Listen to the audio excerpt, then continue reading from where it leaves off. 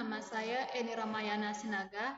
Di sini saya akan menjelaskan tentang estetika seni grafis dan sketsa. Estetika seni grafis. Kata estetika berasal dari kata Yunani, aesthesis, yang berarti perasaan, selera perasaan atau taste. Estetika adalah salah satu cabang filsafat. Secara sederhana, estetika adalah ilmu yang membahas keindahan, bagaimana ia bisa terbentuk, dan bagaimana seseorang bisa merasakannya. Di sini ada contoh gambar seni grafis. Teori estetika. 1. Teori subjektif. Teori ini hanya berdasarkan naluri saja untuk menyatakan indah tanpa penjelasan tentang ciri-ciri keindahan dari bentuk yang dilihatnya. Para penganut teori ini adalah Henry Home, Lord Ashley, dan Edmund Burke. 2. Teori objektif. Teori ini melihat nilai keindahan dari komposisi dan unsur-unsur pembentuk karya yang dilihatnya, sehingga kita bisa memberikan penjelasan tentang ciri-ciri keindahan yang terkandung pada suatu karya seni. Para penganti teori ini adalah Plato, Hegel, dan Bernard Lussano. Pada dasarnya, kedua teori ini masing-masing benar, namun pada masa sekarang, kebanyakan memilih teori objektif, di mana suatu karya meliputi komposisi dan unsur-unsur seni yang terbagi menjadi dua, yaitu unsur fisik dan unsur psikis. Unsur fisik atau visual yaitu unsur yang dapat dipahami secara visual, seperti garis, bentuk, tekstur, nada, atau gelap terang, dan warna. 2. Unsur psikis atau psikologi, yaitu unsur yang tidak dapat dipahami secara visual, tetapi hanya dapat dirasakan saja, seperti emosi, pikiran, pandangan, gagasan, dan karakter. Komposisi pembentuk estetis. Ada beberapa komposisi pembentuk estetis, yaitu 1. Garis. Garis merupakan unsur seni rupa yang paling utama, karena dengan garis, kita dapat membuat karya Dewi Matra atau Trimatra, berdasarkan wujudnya dan karakternya. Garis-garis dibagi menjadi dua, yaitu garis nyata dan garis khayal.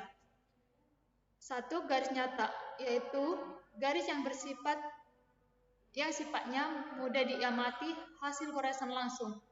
Bentuknya bermacam-macam dan mempunyai karakter tersendiri. Misalnya, garis vertikal berkesan agung atau statis, garis horizontal berkesan seimbang. 2. Garis khayal, yaitu garis yang bersifatnya imajinatif, yang timbul karena adanya pesan, batas atau konstur, bidang, ruang, warna atau nada. Yang kedua, bidang. Unsur bidang dalam seni rupa adalah perkembangan dari penampilan garis, yaitu perpaduan garis-garis dalam kondisi tertentu.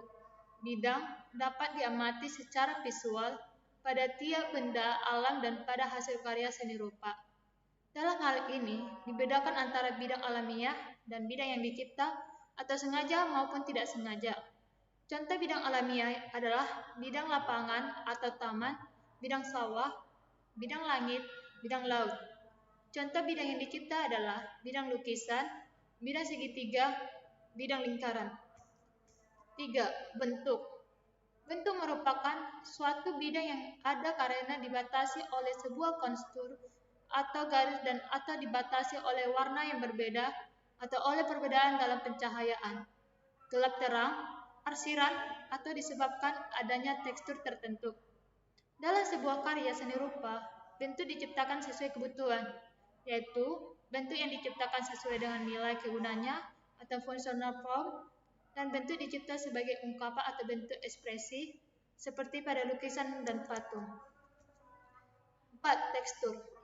Tekstur ialah sifat permukaan luar dari suatu benda, misalnya kasar, halus, licin, atau kusam.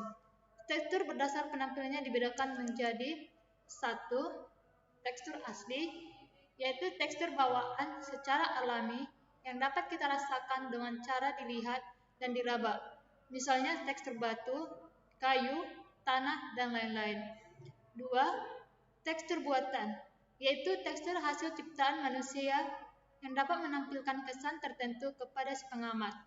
Bisa dibuat dengan cara digambar, dilebur, digores, digosok, atau dengan percikan bahan. 5. Gelap terang atau nada. Dalam karya seni rupa dua dimensi, nada terjadi akibat adanya perbedaan intensitas cahaya yang jatuh pada permukaan benda. Kesan nada ini dapat dicapai dengan mengolah unsur warna, misalnya dari warna terang menuju ke warna gelap dengan tingkat nada warna yang berlainan.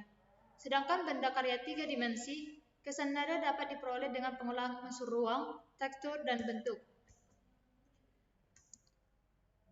Sketsa. Sketsa adalah gambar yang kasar dan ringan atau gambaran garis besarnya saja dari suatu gambar atau lukisan yang belum selesai. Atau sketsa dapat diartikan juga sebagai rencana dari suatu gambar atau lukisan yang akan dibuat. Secara etimologis, kata sketsa diadaptasi dari bahasa Inggris yaitu sketch yang awalnya berasal dari bahasa Yunani schedias stepor, di mana artinya adalah sebuah gagasan tanpa persiapan. Menurut KBBI, pengertian sketsa adalah lukisan yang cepat, hatta hanya garis-garis besarnya, gambar sebuah rancangan, reng-rengan, denah, bagan, pelukisan dengan kata-kata yang terkait sesuatu yang hal berupa sebuah garis besar, tulisan singkat, dan ikhtisar ringkas. Secara umum, sketsa dapat dibedakan ke dalam dua kelompok, yaitu seni rupa murni, yaitu seni yang tidak memperhatikan fungsi dan kegunaannya, hanya digunakan sebagai hiasan saja. 2. Seni rupa terapan, yaitu seni yang memperhatikan fungsi dan kegunaannya, sekaligus memperhatikan keindahannya. Di sini ada saya buat contoh gambar sketsa. Contoh seni rupa terapan yaitu sebuah guci. Yang kedua, seni rupa murni, sebuah lukisan pemandangan sebuah desa. Di sini fungsi dan tujuan sketsa. Dalam pembuatan suatu sketsa, tentu ada fungsi dan tujuan yang ingin dicapai. Berikut ini adalah beberapa fungsi dan tujuan dibuatnya sketsa. 1. Fungsi sketsa. 1. Sebagai gambar awal untuk minimalisir kesalahan dalam membuat gambar atau lukisan. 2. Sebagai gambar awal tentang suatu tema yang akan dibuat lukisan atau gambar. 2. Membantu pengamatan seseorang seniman dalam memulai karyanya. 4. Membantu meningkatkan kemampuan seniman dalam mengkoordinasikan hasil pengamatan dan keterampilan tangan. 2. Tujuan sketsa, yaitu 1. Untuk merekam inspirasi atau sesuatu yang dilihat oleh seorang seniman.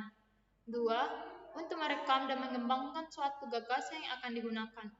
3. Untuk memberikan gambaran, citra, gagasan, atau prinsip secara singkat.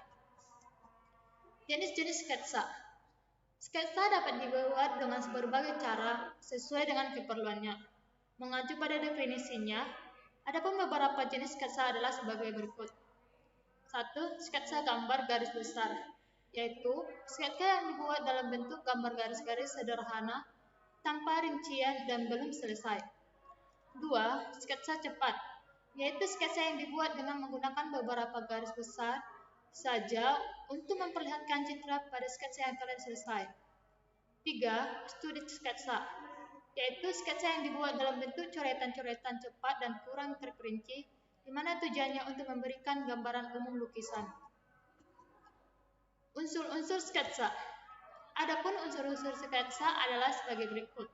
1. Garis, yaitu unsur utama dalam sketsa yang terdiri dari garis vertikal, horizontal, dan melengkung. 2.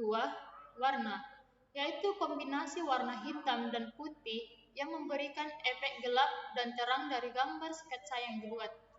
3. Bidang, yaitu bagian terbentuk dari garis-garis yang dapat disatukan dan dapat menjelaskan bagian kecil dari suatu gambar karena merupakan bagian dari bentuk.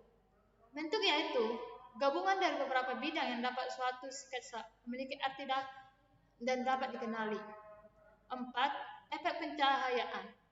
yaitu efek yang diberikan pada sketsa sehingga gambar yang dihasilkan terlihat tegas dan jelas. Teknik-teknik membuat sketsa. Ada beberapa cara yang bisa dilakukan dalam membuat sebuah sketsa. Berikut ini adalah teknik membuat sketsa, yaitu 1. Teknik arsir, 2. Teknik Dussel, 3. Teknik perspektif, 4. Teknik blok, 5. Teknik linear, 6. Teknik pointillis, 7. Teknik akuarel. Sekian hasil presentasi saya tentang seni grafis dan sketsa. Jika ada kesalahan atau kekurangan kata, saya mohon maaf. Sekian dan terima kasih.